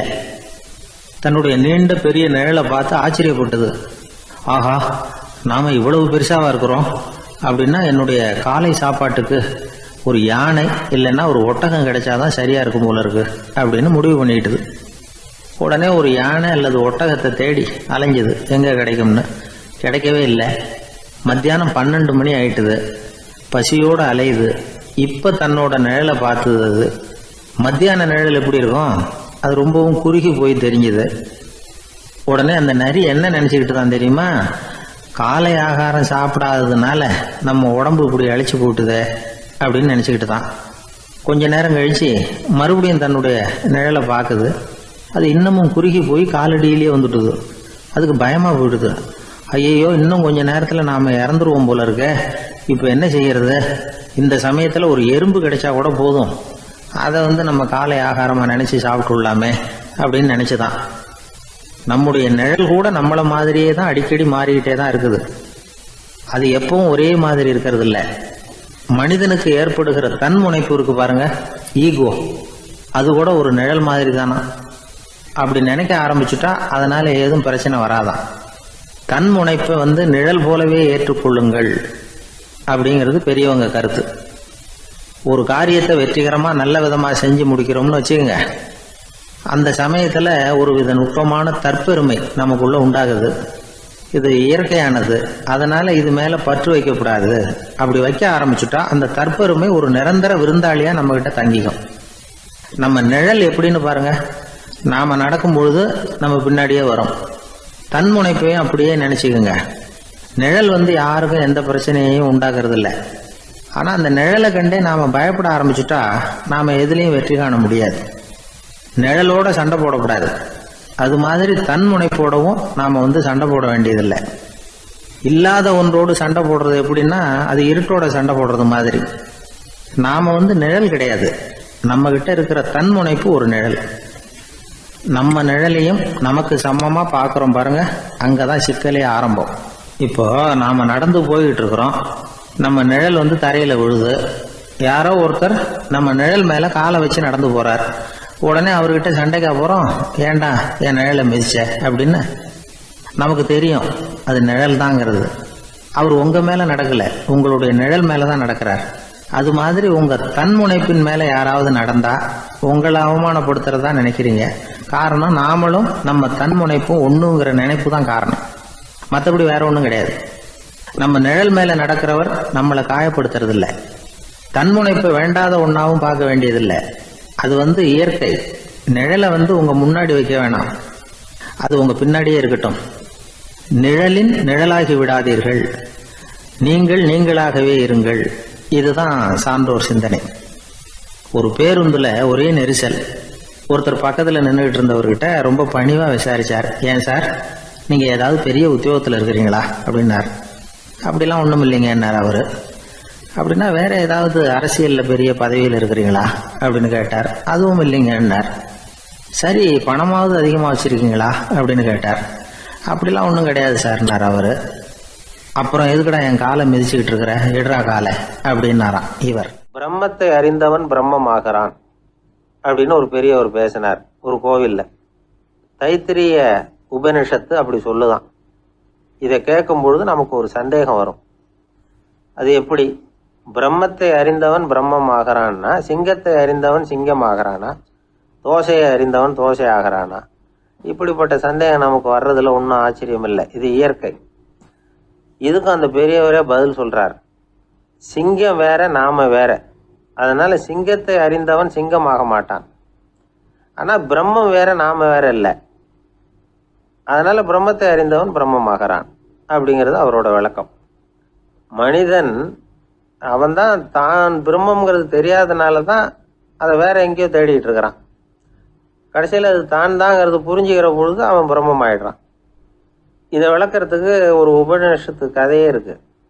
நமக்கு தெரிஞ்ச கதை தான், ஆனால் அதை வேற விதமான அர்த்தத்தில் விளையாட்டா சொல்லிட்டு இருக்கிறோம். ஒரு சமயம் ஒரு 10 நண்பர்கள் ஒரு காட்டு வழியா போய்கிட்டு இருக்கிறாங்க. குறுக்க ஒரு நதி, அதை கடந்து அடுத்த பக்கம் போகணும். எல்லாரும் ஒரு வழியா கடந்து அடுத்த கரைக்கு போய் சேர்ந்துட்டாங்க. அங்க போய் சேர்ந்ததுக்கு அப்புறம் எல்லாரும் பத்திரமா வந்து சேர்ந்துட்டோமா அப்படின்னு தெரிஞ்சுக்கிறதுக்காக எண்ணி பார்க்குறான் அந்த கூட்டத்து தலைவன். அவங்க மொத்தம் 10 பேர். ஆனால் அவன் எண்ணி பார்க்குறப்போ 9 தான் வருது. ஏன்னா அவன் தன்னை விட்டுவிட்டான். எதிரில் நிற்கிறவங்கள மட்டுமே எண்றான். ஐயோ 10வது ஆள் எங்கேங்கிறான், பதறான். சரி நீ இரு நான் எண்ணி பார்க்குறேன்னு சொல்லிவிட்டு இன்னொருத்தன் வந்து எண்றான். அவனும் தன்னை விட்டுட்டு எண்றான். 9 தான் வருது. எல்லாரும் கொய்யோ முறையோன்னு கத்த ஆரம்பிச்சிட்டாங்க. அந்த சமயத்தில் ஒரு பெரியவர் அந்த பக்கமாக வர்றார். என்ன விஷயம்னு விசாரிக்கிறார். 10வது ஆளை 6 அடிச்சுட்டு போட்டுது அப்படின்னு சொல்லி இவங்க அழறாங்க. சரி அழாதீங்க அப்படின்னு சொல்லி அந்த தலைவனை பார்த்து இப்படி வாங்குறார். வர்றான். இப்போ எனக்கு முன்னாடி ஒரு தரம் எண்ணு பார்க்கலாம்ங்கிறார். 1 2 3ன்னு ஆரம்பித்து 9ல் வந்து முடிக்கிறான். உடனே பெரியவர் நீ தான் அந்த 10வது ஆள் அப்படிங்கிறார். இது உண்மை. நாம தான் அது. நாம தான் நம்மளை வேற எங்கேயோ தேடிட்டு இருக்கிறோம். நாம எங்கேயோ தேடிட்டு இருக்கிறோமே அந்த பிரம்மம் நாம தான். இப்படி ஒரு பெரிய உண்மையை விளக்கறதுக்காக தான் அப்படி ஒரு கதை சொல்லப்பட்டது. ஆனால் அதை வந்து நாம் வேற விதமாக வேடிக்கையாக உபயோகப்படுத்திக்கிட்டு இருக்கிறோம். எப்படி தெரியுமா? ஒரு ஆத்தங்கரையில் ஒரு 10 பேர் முழிச்சுக்கிட்டே நின்றுக்கிட்டு இருந்தாங்களாம். அந்த பக்கமாக வந்த ஒருத்தன் ஏன் இப்படி முழிச்சுக்கிட்டு நிற்கிறீங்கன்னு கேட்டிருக்கிறான். எங்களுக்கு நீச்சல் தெரியாது, நாங்கள்லாம் அடுத்த கரைக்கு போய் சேரணும் அப்படின்னு நாங்களாம். சரி நான் கொண்டுட்டு போய் விடுறேன். எல்லாரும் அக்கறைக்கு போய் சேர்ந்த உடனே ஆளுக்கு ₹1 வீதமாக மொத்தம் ₹10 எனக்கு கொடுக்கணும் அப்படின்னு இருக்கான் இவன். சரின்னு ஒத்துக்கிட்டாங்க. இவன் ஒவ்வொருத்தராக கையை பிடிச்சி மெதுவாக ஆற்றுல இறக்கி அழைச்சிட்டு போயிட்டான். 9 பேரை கரை சேர்த்துட்டான். 10வது ஆள் பாதி ஆற்றுல போயிட்டு இருக்கிறப்போ திடீர்னு வெள்ளம் வந்துட்டுது. புடி நழுவி போச்சு. கையை விட்டுட்டான். வெள்ளம் அடிச்சுட்டு போட்டுது. அழைச்சிட்டு வந்தவன் நீச்சல் அடித்து தடுமாறி கரைக்கு வந்து சேர்ந்துட்டான். கரையில் இருந்தவங்களுக்கு இந்த விஷயம் தெரியாது. இருந்தாலும் இவன் உடம்பு பூரா நனைஞ்சி கொஞ்சம் அதிகமாக மூச்சு வாங்க நின்றுக்கிட்டு இருந்தானா, ஏங்க ஏன் இப்படி மூச்சு வாங்குது, என்ன விஷயம் அப்படின்னு கேட்டாங்களாம். அதுக்கு இவன் கொஞ்சமாக அலட்டிக்காம சொன்னானா, வேற ஒன்றும் இல்லை, நீங்கள் கொடுக்க வேண்டிய ₹10ல் ₹1 குறைஞ்சி போச்சு அவ்வளவுதான் அப்படின்னா. ஒரே ஒரு ஊரில் ஒரு ராஜா இருந்தார். ரொம்ப நல்லவர். ஒரு நாள் அரண்மனையில் விசாரணை நடந்துகிட்டு இருக்குது. அதில் ஒரு வழக்கு. ஒரு விவசாயி வந்து புகார் கொடுக்குறார். என்ன புகார்னா, அவர் வயலில் ஆடுகள் வந்து மேய்ஞ்சி பயிரை அழிச்சுட்டுது. நிறைய உழைச்சி செலவு பண்ணி பயிரை உண்டாக்கி வச்சுருந்தேன், எல்லாம் போயிட்டுது. இனிமேல் நான் என்ன செய்யறது, நீங்கள் தான் சரியான தீர்ப்பு வழங்கணும் அப்படின்னார் அந்த விவசாயி. அந்த ஆடுகளுக்கு சொந்தக்காரர் யாருன்னு கண்டுபிடிச்சி அரண்மனைக்கு அழைச்சிட்டு வாங்கன்னு உத்தரவு போட்டார் ராஜா. சேவகர்கள் போனாங்க, ஆளை கண்டுபிடிச்சாங்க, கூப்பிட்டுக்கிட்டு அரண்மனைக்கு வந்துட்டாங்க. ராஜா விசாரணை பண்ணார். அப்புறம் விசாரித்து முடிச்சுவிட்டு தீர்ப்பு வழங்கினார். இந்த விவசாயி அடைந்திருக்கிற இழப்புக்கு ஈடாக உன்னுடைய ஆடுகளை அவங்ககிட்ட கொடுத்துட வேண்டியது அப்படின்னு சொல்லிவிட்டார். உன்கிட்ட இருக்கிற ஆடு பூரா அவன்கிட்ட கொடுத்துரு, அந்த ஆட்டுனால ஏற்பட்ட இழப்பு சரியா போகட்டும் அப்படின்னு தீர்ப்பு வழங்கிட்டார். அந்த மன்னருடைய மகன் இதை பார்த்துக்கிட்டே உட்காந்துருந்தான். இந்த தீர்ப்பை இன்னும் கூட சிறப்பாக வழங்கலாமே அப்படின்னு நினைச்சான். அப்பா கிட்ட சொன்னான். உடனே அந்த அரசர், சரி நீயே இதுக்கு சரியான தீர்ப்பு சொல்லு அப்படின்னார். அந்த இளவரசன் தீர்ப்பு சொல்றான். அவன் சொன்ன தீர்ப்பு என்னன்னா, உங்ககிட்ட இருக்கிற ஆடுகள் எல்லாத்தையும் 1 வருஷ காலத்துக்கு அந்த விவசாயிகிட்ட ஒப்படைச்சிட வேண்டியது. அந்த 1 வருஷத்துக்குள்ள அந்த ஆடுகள் போடுற குட்டிகள், பால், எரு எல்லாம் விவசாயி எடுத்துக்க வேண்டியது. 1 வருஷத்துக்கு அப்புறம் உங்களுடைய ஆடுகளை நீங்களே திருப்பி வாங்கிக்க வேண்டியது. இதுதான் இளவரசன் சொன்ன தீர்ப்பு. இது சரியான தீர்ப்பு தான். இனிமே என்னுடைய அரச பொறுப்புகளை இளவரசர் வசம் ஒப்படைக்கிறேன் அப்படின்னு சொல்லி ஒப்படைச்சுட்டாராம். அதாவது தாவூத் நபி, சுலைமான் நபி இவர்களுடைய சரித்திரத்தில் இந்த சம்பவம் காணப்படுறதாக ஒரு நண்பர் சொன்னார். ஒரு தண்டனையை பெறுகிறவன் அதுக்கு பிறகு சமூகத்தில் நல்ல விதமாக வாழறதுக்கு வாய்ப்பு இருக்கிறது மாதிரி அமையணும் தீர்ப்பு. அதுக்கு இது ஒரு உதாரணம். சில தீர்ப்புகள் எப்படி அமைஞ்சு விடுதுன்னா, ஒரு தண்டனையை அனுபவிச்சு முடிச்சவன் அதுக்கப்புறம் இந்த சமூகத்தில் நல்லவனாக வாழறதுக்கு நினைச்சா கூட அதுக்கு தகுதி இல்லாதவன் அப்படிங்கிற அளவுக்கு சூழ்நிலை அமைஞ்சிருது. இது சிந்திக்க வேண்டிய ஒரு செய்தி. இன்னொரு ஊரில் ஒரு ராஜா இருந்தார். அவர் ஒரு நாள் ஒரு போட்டி வச்சார். என்ன போட்டின்னா, அரண்மனை வாசலில் ஒரு பெரிய நீச்சல் குளம், அதில் நிறைய விஷப்பாம்புகள். எந்த இளைஞன் துணிச்சலாக அதில் நீச்சல் குளத்தில் குதிச்சு நீந்தி கரையேறி வர்றானோ அவனுக்கு 100 ஏக்கர் நிலம் பரிசாக வழங்கப்படும். அது வேணாம்னா 1000 ஆடுகள் பரிசாக வழங்கப்படும். அதுவும் வேணான்னா என்னுடைய மகளை வந்து கல்யாணம் பண்ணிக்கலாம். இதுதான் மன்னருடைய அறிவிப்பு. பரிசுலாம் நல்லா தான் இருக்குது. இருந்தாலும் பாம்புகள் உள்ள குளம்ங்கிறது நல்லா இல்லையே, அதனால யாரும் அதில் குதிச்சு நீஞ்சறதுக்கு முன் வரல. இருந்தாலும் திடீர்னு ஒரு இளைஞன் அந்த நீச்சல் குளத்தில் குதிச்சான். நீந்தினா ஒரு வழியாக கரையேறி வந்துட்டான். மன்னருக்கு ரொம்ப மகிழ்ச்சி. நீ தான் தைரியமான இளைஞன், வா இப்படின்னு கூப்பிட்டார். கிட்ட வந்தான். அந்த இளைஞன் தண்ணீர் சொட்ட சொட்ட வந்து நிற்கிறான். சரி, உனக்கு 100 ஏக்கர் நிலம் வேணுமான்னு கேட்குறார். வேண்டாங்கிறான். சரி, அப்படின்னா 1000 ஆடுகள் வேணுமான்னு கேட்குறார். அதுவும் வேணாங்கிறான். ஓ, அப்படின்னா என் பொண்ணை கல்யாணம் பண்ணிக்கிறியா அப்படின்னு கேட்குறாரு. அதுவும் வேணாங்கிறான். ராஜாவுக்கு ஒன்றும் புரியல. அப்படின்னா உனக்கு என்னதான் வேணும் அப்படிங்கிறார். என்னை பிடிச்சி இந்த குளத்துல தள்ளி விட்டவன் யாருங்கிறது எனக்கு தெரியணும் அப்படின்னா. ஒரு இளைஞன், வசதியான குடும்பம், அவனுக்கு வாழ்க்கையில நிம்மதி இல்ல, வாழவே பிடிக்கல, எல்லாம் வெறுத்து போச்சு. என்ன பண்ணலாம்னு யோசனை பண்ணான். ஒரு குருவை தேடிட்டு போனான். அவர்கிட்ட தான் வந்த விவரத்தை சொல்லி ஏதாவது வழி சொல்லுங்க சுவாமின்னு கேட்டான். அவரு பார்த்தார். சரி, அதுக்கு முன்னாடி உன்னை பத்தி கொஞ்சம் சொல்லு, எவ்வளவு படிச்சிருக்கிற, என்ன தெரியும் உனக்கு அப்படின்னு கேட்டார். சுவாமி, நான் ஒழுங்கா படிக்கல, எதுவும் தெரியாது, ஆனா ஒண்ணு, கொஞ்சம் சதுரங்கம் ஆட தெரியும் எனக்கு, அவ்வளவுதான். குரு கொஞ்சம் யோசனை பண்ணார். பக்கத்துல இருந்த ஒரு சீடனை கூப்பிட்டார். அவங்கிட்ட ஒரு பேரை சொல்லி, நீ உடனே போய் அந்த பிக்ஷுவை இங்க கூப்பிட்டுட்டு வா அப்படின்னார். வரும்பொழுது ஒரு சதுரங்க பலகையும் அதுல விளையாடுறதுக்கான காய்களையும் எடுத்துட்டு வா, அப்படியே நம்ம சீடர்கள் எல்லாரையும் இங்க வர சொல்லு அப்படின்னு சொன்னார். கொஞ்ச நேரத்துல எல்லாரும் வந்து சேர்ந்தாங்க. சதுரங்க பலகையை கொண்டாந்து வச்சாங்க. அந்த பிக்ஷுவும் வந்து சேர்ந்தார். குரு முன்னாடி அடக்கமா நின்னார். குரு அவரை கிட்டத்துல கூப்பிட்டு கொஞ்ச நேரம் சதுரங்கம் ஆடணும்னார். அந்த பிக்ஷுவுக்கு சதுரங்கம்னா என்னன்னு தெரியாது. இருந்தாலும் மறுப்பு எதுவும் சொல்லல. குரு சொன்னார், பிக்ஷுவே, நீர் என்னுடைய சீடர், என்னுடைய பேச்சை மறுக்காதவர், உம்முடைய அடக்கத்தையும் பணிவையும் நான் அறிவேன். எனக்காக உயிரையும் கொடுக்கறதாக சொல்லி இருக்கிறீங்க. இப்போ அதுக்கான வாய்ப்பு வந்திருக்குது. நீங்க இந்த இளைஞனோட சதுரங்கம் ஆடணும். தோத்து போனா இந்த வாளால தலையை சீவி விடுவேன். ஆனா இறந்தாலும் உமக்கு சொர்க்கம் நிச்சயம். நீங்கள் வெற்றி பெற்றுட்டா தோற்று போன இந்த இளைஞனின் தலையை சீவி விடுவேன். சரி, இப்போ நீங்க ஆட ஆரம்பிக்கலாம்னார். ஆட்டம் ஆரம்பமாச்சு. அந்த பிக்ஷு முகத்துல சலனமே இல்ல. சாவை பத்தி கவலைப்பட்டதாவே தெரியல. எதுவும் புரியலன்னாலும் குருவின் கட்டளைங்கிறதுனால ஏதோ ஒரு காயை நகர்த்திட்டு இருந்தார். சுத்தி இருந்த சீடர்கள் முகத்துல திகில், பயம், பாவம், நம்ம பிக்ஷு நிலைமை இப்படி ஆயிட்டுதே அப்படிங்கிற கவலை. குரு கையில பெரிய வாள் பளபளப்பா தயாரா இருக்குது. பிக்ஷு காயை நகர்த்துறது ஆரம்பத்திலேயே ஆச்சரியமா தெரிஞ்சாலும் அவருக்கு சதுரங்கம் பத்தி எதுவுமே தெரியாதுங்கிறது இளைஞனுக்கு புரிஞ்சு போச்சு. அவனுக்கு உற்சாகம் வந்துட்டது. சுறுசுறுப்பா காய்களை நகர்த்த ஆரம்பிச்சான். பிக்ஷு கொஞ்சம் கொஞ்சமா தோத்துக்கிட்டே வந்தார். சுத்தி இருக்கிற சீடர்கள் முகத்துல சொல்ல முடியாத வேதனை. இளைஞன் முகத்துல மகிழ்ச்சி. நிமிர்ந்து பார்த்தான் எதிரில இருந்த பிக்ஷுவை. அவர் முகத்தை பார்த்ததும் இவனுக்கு ரொம்ப பாவமா இருந்தது. அந்த முகத்துலதான் எவ்வளவு சாந்தம், எவ்வளவு இனிமை, அவர் கண்கள்ல எவ்வளவு கருணை. இவர் சாகத்தான் வேணுமா? இளைஞன் யோசிக்க ஆரம்பிச்சான். நாம இறந்து போனா யாருக்கும் எந்த இழப்பும் இல்ல. வீணாகி போன தன்னுடைய வாழ்வும் சாவும் யாரையும் பாதிக்க போறதில்ல. ஆனா துறவியும் ஞானியுமான கருணை மிக்க இந்த பிக்ஷு இறந்தா அது எவ்வளவு பெரிய இழப்பு. அதுக்கு நாம காரணமா இருக்கிறதா அப்படின்னு நினைச்சு பார்த்தான் அந்த இளைஞன். உடனே கண்ணாமண்ணான்னு விளையாட ஆரம்பிச்சுட்டான். அதாவது தான் தோத்து போகணுங்கிறதுக்காகவே. ஆட்டத்தை கூர்ந்து கவனிச்சுக்கிட்டு இருந்த குரு திடீர்னு சதுரங்க பலகையை கழுத்து தள்ளினார். காய்கள்லாம் செதறி போட்டுது. எல்லாரும் திகைச்சு போயிட்டாங்க. யாருக்கும் வெற்றி தோல்வி இல்லைன்னு அறிவிக்கிறேன் குரு. தம்பி, உன்னுடைய மன ஒருமைப்பாட்டை கவனிச்சேன்.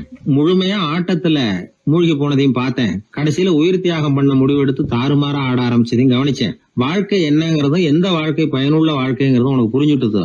இப்ப இங்க அதை நீ கத்துக்கிட்ட. உன்னுடைய மனம் பக்குவ நிலை அடைஞ்சுட்டுது. தியாகம் உன்னுடைய இதயத்துல குடி வந்துட்டுது. அது எங்க இருந்தாலும் நல்லதுதான். உனக்குள்ள இருந்துதான் அந்த தியாகம் வந்திருக்கு. அதை நீ அடையாளம் கண்டுபிடிச்சுக்கிட்ட. நீ இனிமே கொஞ்ச காலம் இங்கேயே இருந்துட்டு போகலாம். உன்னுடைய வாழ்வு பயனுள்ள வாழ்வா மாறும் அப்படின்னு சொல்லி அந்த குரு ஆசீர்வாதம் பண்ணார். இந்த காலத்திலயும் ஒருத்தர் அது மாதிரி தன்னுடைய வாழ்க்கையை பயனுள்ளதாக ஆக்கிக்கணும்னு ஆசைப்பட்டார். உடனே சதுரங்கம் ஆட ஆரம்பிச்சார். அப்புறம் சீட்டாட ஆரம்பிச்சார். கொஞ்ச நாள் கழிச்சு அவரை பார்த்த நண்பர் ஒருத்தர் கேட்டார், என்னங்க சீட்டாட ஆரம்பிச்ச பிறகு வாழ்க்கை பயனுள்ளதா ஆச்சா அப்படின்னு கேட்டார். ஆச்சுன்னார் அவர். யாருக்கு, உங்களுக்கான்னு கேட்டார். இல்லைங்க, நான் யாரோட ஆடுனோ அவருக்கு வாழ்க்கை பயனுள்ளதா ஆச்சு அப்படின்னு அவர் விளக்கம் கொடுத்தாராம். அதனால வாழ்க்கைங்கிறது ரொம்ப நுட்பமான ஒன்று. அந்த நுட்பமான வாழ்க்கையை புரிஞ்சுக்கிட்டு அதுக்கப்புறம் அதை பயனுள்ளதாக மாற்றிக்கொள்ள வேண்டியது மனிதர்களுடைய கடமை. ஒரு நண்பர் யாருக்கோ ஃபோன் பண்ணிட்டு இருந்தார். அவர் பேசி முடிச்சதும் நான் அவரை பார்த்து, இப்போ ஃபோன் பண்ணீங்களே, அந்த ஃபோன் நம்பர் என்ன அப்படின்னு கேட்டேன். அவர் தலையை சொரிஞ்சுக்கிட்டார். ஞாபகம் வரலன்னார்.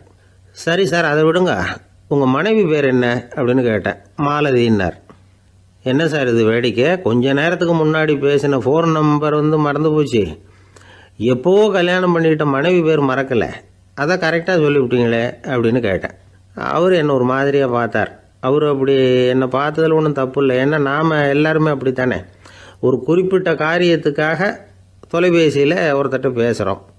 அதுக்கப்புறம் அந்த எண் நமக்கு அனாவசியம், அதனால் மறந்துடுறோம். இதுக்கு பேர் தான் தற்காலிக ஞாபகம். ஆனால் மனைவி பேரை மறந்துட முடியுமா? முடியாது. அது அவசியமான ஒன்று. அடிக்கடி அந்த பேரை உபயோகப்படுத்துகிறோம். அதனாலேயும் அது முக்கியங்கிறதுனாலேயும் அதை மறக்கறதில்ல. இதுக்கு பேர் நிரந்தர ஞாபகம். சரி, இந்த தற்காலிக ஞாபகம், நிரந்தர ஞாபகம், இது 2 ஞாபக அளவுகளையும் கட்டுப்படுத்துறது எது அப்படின்னா மூளைக்குள்ளே நடக்கிற மின்சார நடவடிக்கைகள் தான். தற்காலிக ஞாபகம் ஒரு மின்னல் மாதிரி தோன்றி மறையுது. நிரந்தர ஞாபகம் ஒரு படிவம் போல மூளையில் படிஞ்சுடுது. ஒரு சம்பவத்தின் பல பிரதிகள் மூளையில் பல்வேறு பகுதிகளிலேயும் படிகிறதுனால ஒன்று மறைஞ்சாலும் மறந்தாலும் இன்னொன்று மறையறதில்லை. இப்படிப்பட்ட நிலைமையில தான் இந்த தொண்டையில் இருக்கு, வாயில் வரமாட்டேங்குது சார் அப்படிமா. ஒருத்தருக்கு எந்த துறையில் ஆர்வமும் ஈடுபாடும் அதிகமோ அது சம்பந்தமான ஞாபக சக்தி அதிகமாக இருக்கும். தொழிலை விரும்புகிற ஒரு டெலிஃபோன் ஆப்ரேட்டருக்கு எண்கள்லாம் நல்ல ஞாபகம் இருக்கும். அது மாதிரி கவிஞர்களுக்கு வார்த்தைகள் நல்ல ஞாபகத்தில் இருக்கும். இது ஒரு பக்கம் இருந்தாலும் ஒரு மூளை எண்களை விட எழுத்துக்களை விட படங்களை ரொம்ப சுலபமாக ஞாபகத்தில் வச்சுக்குது. புரிஞ்சுக்கிற தன்மை, அனுபவம், புத்தி கூர்மை இது கூடி குறையிறத பொறுத்து ஞாபக சக்தியும் ஏறும் இறங்கும். இப்போ உதாரணத்துக்கு ஒரு பையனுக்கு படித்தது எதுவும் ஞாபகத்தில் இல்லைன்னா அவன் அதை சரியாக புரிஞ்சுக்கலைன்னு அர்த்தம். இந்த மறதிங்கிறது எந்த சமயத்தில் ஒரு பிரச்சனை ஆகுது தெரியுமா? உங்களுக்கு வேண்டியப்பட்ட ஒருத்தரை ஞாயிற்றுக்கிழமை சாயந்தரம் சரியாக 5 மணிக்கு கடற்கரைக்கு வர சொல்லிவிட்டு அந்த நேரத்தை மறந்துவிட்டா அது பரவாயில்ல, வர சொன்னதையே மறந்துவிட்டா தான் நிலைமை மோசம்னு அர்த்தம். இப்படி இருந்தால் இது சிகிச்சை எடுத்துக்க வேண்டிய நிலைமைங்கிறத புரிஞ்சுக்கணும். ஆமாம், இதுக்கும் மருந்து இருக்குது. ஆனால் மூளை குறிப்பிட்ட அளவுக்கும் கீழே இயங்குறப்போவோ இன்னொன்று சொல்லுவாங்க, இந்த நியூரோ டிரான்ஸ்மிட்டர் அப்படின்னு சொல்லுவாங்க. அப்படிங்கிற மூளை ரசாயனம் ரொம்பவும் குறைஞ்சி போகிறப்போ மட்டும்தான் உபயோகப்படும். டாக்டர் என்ன சொல்கிறாங்க தெரியுமா? மூளையை பொறுத்த வரைக்கும் அதில் ஞாபக சக்தி அதிகமாக உள்ள மூளை, மறதி உள்ள மூளை அப்படின்னு ஒன்றும் கிடையாது அப்படிங்கிறாங்க. நினைவு வச்சுக்கிறதுக்கு பயிற்சி அளிக்கப்பட்ட மூளை, பயிற்சியற்ற மூளை அப்படின்னு வேணும்னா சொல்லலாம் அப்படின்னு சொல்கிறாங்க. அதனால் நம்ம ஞாபக சக்திங்கிறது நம்மக்கிட்ட இருக்கிற பயிற்சி, முயற்சி இதை பொறுத்து தான் அமையும். ஒருத்தர் ஒரு பென்சிலை எங்கேயோ வச்சுக்கிட்டு தேடிக்கிட்டு இருந்தார். அப்புறம் என்னமோ தீவிரமாக யோசனை பண்ணி அதை ஞாபகப்படுத்தி பார்த்துக்கிட்டு இருந்தாராம். எதிரில் உட்காந்துருந்தவர் சொன்னார், பென்சிலை தானே தேடிக்கிட்டு இருக்கீங்க, அது உங்கள் வலது காதில் இருக்குது சார் அப்படின்னாராம் அவர். இதுக்கு அவர் சொல்லியிருக்காரு, பென்சிலை வலது காதில் தான் வச்சுருக்கேங்கிறது எனக்கு நல்லா ஞாபகம் இருக்குது, ஆனால் எது வலது காதுங்கிறது தான் மறந்து போச்சு அப்படின்னாராம். அவர் அதை தான் யோசிச்சுட்டு இருந்திருக்கிறார். ஒரு ஊரில் ஒரு குரு இருந்தார், ஜென் குரு. அவரை தேடிட்டு ஒரு மன்னர் வந்தார். வந்தவர் ஜப்பான் மன்னர். தோட்டக்கலையை பற்றி தெரிஞ்சுட்டு போகிறதுக்காக அவர் வந்தார். எப்படி தோட்டம் அமைக்கிறது அப்படிங்கிறத பற்றி அந்த குரு விவரமாக சொல்லி கொடுத்தாரு. 1 நாள் 2 நாள் இல்லை, 3 வருஷம் கற்றுக் கொடுத்தார். அதுக்கப்புறம் சொன்னார், நான் கற்றுக் கொடுத்துட்டேன், இனிமேல் நீங்கள் போகலாம், போய் தோட்டம் அமைக்கலாம், அதுதான் உங்களுக்கு பரிசை. தோட்டம் அமைச்ச பிறகு சொல்லி அனுப்புங்க, நான் பார்க்குறேன். நீங்கள் இங்கே என்னவெல்லாம் கற்றுக்கிட்டீங்களோ அதையெல்லாம் அங்கே செயல்முறையில் செஞ்சு காட்டுங்க அப்படின்னு சொல்லி அனுப்பி வச்சார். மன்னர் போனார். அரண்மனைக்கு பக்கத்திலே ஒரு பெரிய தோட்டத்தை உண்டு பண்ணினார். அழகான மரங்களையும் செடிகளையும் உருவாக்கினார். கிட்டத்தட்ட 1000 தோட்டக்காரர்களை பயன்படுத்தி 3 வருஷங்கள் முயற்சி பண்ணி அந்த அழகான தோட்டத்தை உருவாக்கினார். குருக்கிட்ட இருந்து செய்தி வந்தது, நாளைக்கு தோட்டத்தை பார்க்குறேன் அப்படின்னு. மன்னர் உடனே சுறுசுறுப்பாயிட்டார். முதல் நாளே தோட்டத்தை சுத்தப்படுத்தினார். ராத்திரி பூரா யாரும் தூங்கலை. எல்லாருக்கும் தோட்டத்தை ஒழுங்குபடுத்துகிற வேலை. அது அந்தந்த இடத்துல ஒழுங்காக இருக்குதா அப்படின்னு சரி பார்த்தாங்க. ஒரு தவறும் இல்லாத வகையில் அதை ஒழுங்குபடுத்தினாங்க. மறுநாள் குரு வந்தார், தோட்டத்தை பார்த்தார். அவருக்கு கோபம் வந்துட்டுது. மன்னருக்கு ஆச்சரியம், எப்பவும் சிரிச்சுக்கிட்டே இருக்கிறவர் இப்போ இப்படி இருக்கிறாரே அப்படின்னு. மெதுவாக குருக்கிட்ட போய் எல்லாம் சரியாக தானே இருக்குது அப்படின்னார். எல்லாம் சரிதான், ஆனாலும் எங்கே அந்த பொன்னிற காற்று அப்படின்னார். உதிர்ந்த இலைகள், பொன் மஞ்சள் நிற இலைகள் காற்றில் அப்படி புரண்டு ஓடுவதை நான் பார்க்க முடியவில்லையே அப்படின்னாராம். அது இல்லாமல் இந்த தோட்டம் உயிரோட்டம் உள்ளதாக இருக்காது, இதில் பாடல் இல்லை, ஆடல் இல்லை, அதெல்லாம் இல்லாமல் இந்த தோட்டம் ரொம்பவும் செயற்கையாக தெரியுதேன்னாராம். மன்னர் இப்போ தான் யோசனை பண்ணார். கீழே கிடந்த காஞ்சி போன இலைகள் மட்டும் இல்லை, மரத்தில் இருந்த காஞ்சி போன இலைகளையும் அப்புறப்படுத்தி சுத்தமாக வச்சிருக்கிறார். இறப்பும் வாழ்க்கையினுடைய ஒரு பகுதி தான். மரணம்ங்கிறது வாழ்க்கைக்கு எதிரானது அல்ல, அதை நிரப்பும் ஒரு பகுதி தான் அது. மரணம் இல்லையில் வாழ்க்கையே இல்லை அப்படிங்கிறது பெரியவங்க கருத்து. இப்போ அந்த தோட்டம் அழகாக தான் இருக்குது, இருந்தாலும் அது ஒரு ஓவியம் மாதிரி உயிர் இல்லாமல் இருக்கு. குரு ஒரு வாளியை கையில் எடுத்துக்கிட்டார். தோட்டத்தை விட்டு வெளியில் போனார். ஏற்கனவே வீசி எறிந்த அந்த சருகுகளை எல்லாம் அள்ளி கொண்டுகிட்டு வந்தார். உள்ள எல்லா இடங்கள்லையும் அதை வீசினார். உடனே காற்று அந்த காய்ந்த சருகுகளையும் பழுத்த இலைகளையும் அசைக்க ஆரம்பிச்சுட்டுது. இப்போ அங்கே சலசல சத்தம், சங்கீதம், இலைகளின் நடனம், ஓவியம் மாதிரி இருந்த அந்த தோட்டத்துக்கு இப்போ உயிர் வந்துட்டுது. இதுதான் அந்த பொன்னான காற்று அப்படின்னாராம் குரு. மன்னருக்கு புரிஞ்சுது. மிகப்பெரிய ஜென் கேள்வி ஒன்று உண்டு. உம்மான் அப்படிங்கிற ஒரு பெரிய குருவை பார்த்து துறவி ஒருத்தர் கேட்டாராம், இலைகள் எல்லாம் கீழே விழுந்து மரங்கள் மொட்டையாக இருக்கும் பொழுது என்ன நடக்கும்? இதுதான் கேள்வி. இதுக்கு உம்மான் சொன்ன பதில் பொன்னான காற்று, தி கோல்டன் விண்ட் அப்படின்னாராம். இதுக்கு என்ன விளக்கம்னா, உன்னுடைய எண்ணங்கள் எல்லாம் உன்னுடைய மனசிலிருந்து கீழே விழுந்து உனது உள்ளுணர்வானது மொட்டையாக நிற்கும் நிலைதான் அது. உனது வேர்களின் அருகில் காற்று வீசுகிறது. எல்லா எண்ணங்களும் உன்னிலிருந்து வெகு தூரத்துக்கு புரண்டு கொண்டே சென்று விடுகிறது. நீ அவற்றை கடந்து விட்டால் நீ அவைகளுக்கெல்லாம் மேலெழுந்து கீழே பார்ப்பவனைப் போல நிற்க ஆரம்பித்து விடுவாய். அதுதான் தியானம் என்பது அப்படின்னு சொல்றாங்க. தியானம்ங்கிறது எண்ணத்துக்கு எதிரானதில்லை. தியானம்ங்கிறது எண்ணங்களை கடந்து செல்வது தான். அதுக்கப்புறம் நாம் பொன்னிற காற்றில் ஆட ஆரம்பிச்சிருவோம். இதுதான் பெரியவர்கள் சொல்றது. என்கிட்ட ஒருத்தர் தோட்டம் அமைக்கணும்னு யோசனை கேட்டு வந்தார். எல்லாம் சொல்லி கொடுத்தேன். செடிகள்லாம் செழிப்பாக வளரணும்னா வேர் காயாமல் பார்த்துக்குங்க, தினமும் தண்ணி விடுங்க அப்படின்னு சொல்லி அனுப்பி வச்சேன். ஒரு மாதம் கழிச்சு ஒரு தோட்டத்தை பார்க்கறதுக்காக போனேன். போய் பார்த்தா எல்லா செடியும் வாடி கிடக்குது. என்னங்க இப்படி பண்ணிவிட்டீங்கன்னு. நீங்கள் சொன்னபடி தான் செஞ்சேன்னார். என்ன செஞ்சீங்கன்னு கேட்டேன். வேர் காயாமல் பார்த்துக்க சொன்னீங்க, தினமும் ஒரு தடவை எல்லா செடியையும் ஒவ்வொன்றா பிடுங்கி பார்த்து வேர் காயாமல் இருக்கா அப்படின்னு பார்த்துட்டு அதுக்கப்புறம் தண்ணி பாய்ச்சனே, அவ்வளவுதான் அப்படின்னார். அந்த ஆளை கண்டா ஏன் இப்படி முகத்தை திருப்பிக்கிட்டு வர்றீங்க அப்படின்னு கேட்டார் ஒருத்தர் நண்பர்கிட்ட. எலெக்ஷனில் அவன் எதிர்த்து நின்னவன் சார், என்ன அவங்ககிட்ட நமக்கு என்ன பேச்சுவார்த்தை அப்படின்னாரான் ரொம்ப கோபமாக இவர். சரி, அந்த ஆள் யாருன்னு கேட்டேன். என் கூட பிறந்த தம்பி தான் சார் அப்படின்னார் அந்த கோபம் குறையாமல். அதாவது நம்ம ஊர் நிலவரம் இப்படி. அதாவது அண்ணனும் தம்பியும் எதிர்த்து நிற்பாங்க தேர்தலில். ஒருத்தர் கண்டா பேசிக்கிறது இல்லை. ஆனால் இங்கிலாந்தில் எப்படி தெரியுமா, அங்கே ஒரே மேடையில் போட்டி போடுற 2 வேட்பாளர்களும் பேசுவாங்களாம், பட்டிமன்றம் மாதிரி. ஒருத்தர் முதல்ல எழுந்திருப்பார், நான் இந்த தேர்தலில் வெற்றி பெற்றால் என்னென்ன செய்வேன் அப்படின்னு சொல்லிவிட்டு உட்காருவார். அதுக்கப்புறம் அடுத்தவர் எழுந்திருப்பார், அவர் சொல்லுவார், நான் வெற்றி பெற்றால் இந்த மக்களுக்கு என்னென்ன செய்வேன், இந்த நாட்டுக்கு என்னென்ன செய்வேன் அப்படிங்கிறத சொல்லிவிட்டு உட்காருவார். 2 பேரும் ஒரே மேடையில் பேசுவாங்க. மக்கள் 2 பேர் பேச்சையும் கேட்டுக்கிட்டு ஒரு முடிவுக்கு வருவாங்க. இதுதான் அங்கே உள்ள பழக்கம். இங்கே அப்படி இல்லை. இங்கே ஒருத்தர் பார்த்தாவே முகத்தை திருப்பிக்கிறது. ஒரு தடவை இது மாதிரி ஒரு கூட்டம் நடந்துகிட்டு இருக்கு அங்கே வெளிநாட்டில் தான். நேரத்துக்கு சரியாக ஒரு வேட்பாளர் சேரல. இது இங்கிலாந்தில் நடந்த நிகழ்ச்சி. அப்புறம் என்னாச்சுன்னா, ஒருத்தர் வந்துட்டாரு, இன்னொருத்தர் சேரல. அப்புறம் உடனே அந்த ஒருத்தர் வந்தவர் பேச ஆரம்பிச்சிட்டார். அதாவது அந்த இன்னொருத்தர் சார்பாகவே பேசிட்டாராம். அதாவது அவர் வரல, நான் அவர் சார்பாக நான் பேசிடுறேன். அதாவது அவர் ஜெயிச்சுட்டா அவர் என்னென்ன செய்வார் இந்த நாட்டுக்கு அப்படின்னு சொல்லி அவர் பக்கத்தில் உள்ள நியாயத்தை எடுத்து இவரே சொல்லிட்டாராம். இப்படிலாம் அங்கே நடந்துதான். இது எப்பேற்பட்ட தேர்தல் பண்பாடு பாருங்க. அதனால இன்னொரு விஷயம், இப்போ இங்கிலாந்துலாம் ஓட்டு கேட்குறப்ப வெற்றியா தோல்வியாங்கிறத ஓரளவுக்கு யூகிச்சு விடலாமா. இப்போ ஒரு வேட்பாளர் ஒரு வீட்டுக்கு முன்னாடி போய் நின்று எனக்கு ஓட்டு போடுங்கன்னு கேட்குறாருன்னு வச்சுங்களேன். அதுக்கு என்ன பார்த்து செய்கிறோம், போயிட்டு வாங்க அப்படின்னு சில வீடுகளில் வாசலில் நின்னே சொல்லி அனுப்பிச்சிருவாங்களாம். வேற சில வீடுகளில் எப்படின்னா, வேட்பாளரை வீட்டுக்குள்ளே கூப்பிட்டு காபி சாப்பிட சொல்லி உபசரித்து அதுக்கப்புறம் அனுப்பி வைக்கிறது வழக்கமா. இதில் எந்த வீட்டு ஓட்டு நிச்சயம் தெரியுமா? வாசலில் நின்னே வழி அனுப்பி வச்சுடுறாங்க பாருங்க, அவங்க ஓட்டு நிச்சயம். உள்ளே கூப்பிட்டு காப்பி கொடுத்து அனுப்புகிறாங்க பாருங்க, அவங்க ஓட்டு நிச்சயம் இல்லையா.